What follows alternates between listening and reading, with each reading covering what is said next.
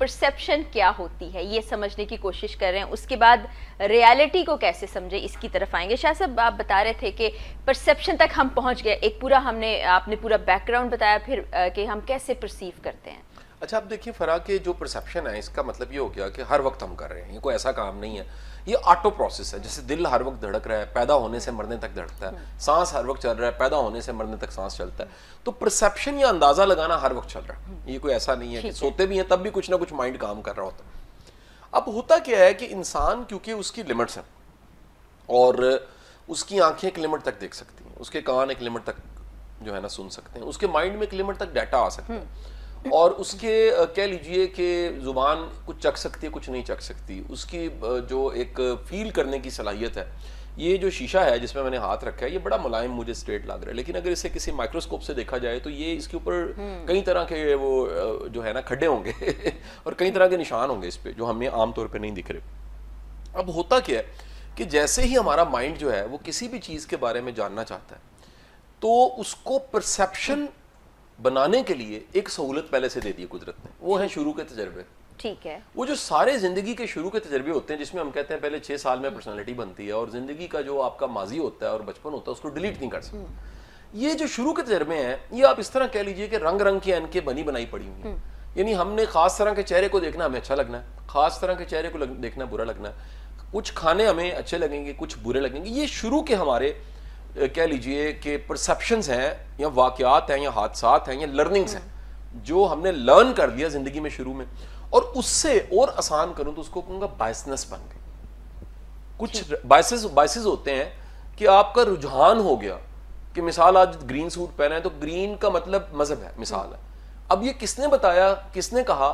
تو ہمیں پتہ لگا کہ جناب یہ جو ہے نا وہ ہم نے زیادہ تر گرین چیزوں کو مذہبی دیکھا ہے یا پاکستان کے جھنڈے کے ساتھ جڑا دیکھا ہے، تو فوری طور پہ گرین آتے ہی مائنڈ میں فوری طور پہ کیا آیا، یا نیچر آئی یا جھنڈا آیا یا مذہب آ گیا، دین آ گیا۔ یہ جو اسٹیبلشڈ ہے مائنڈ میں،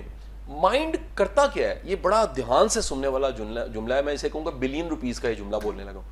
انسانی دماغ کوشش سے بچنے کے لیے کہ میں تھکوں گا، وہ پہلے سے موجود جو پرسیپشنز ہیں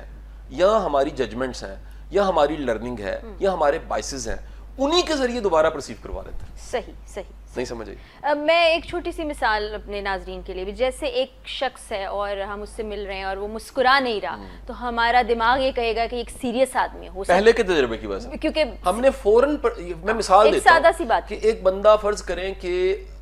میں آپ کو ایک اس کا واقعہ سنا دیتا ہوں تو پھر آپ کو زیادہ بہتر سمجھ۔ میں کیونکہ جوڈیشری کو پڑھاتا رہا ہوں بڑا عرصہ، میں نے 4 سال پنجاب کی جوڈیشری کو پڑھایا، تو ایک جج صاحب نے مجھے واقعہ سنایا۔ وہ کہتے ہیں کہ ایک ملزم جو تھا نا وہ عدالت میں آیا، اسے ہتھکڑی لگی ہوئی، تو وہ مجھے گھوری ڈالی جائے نا،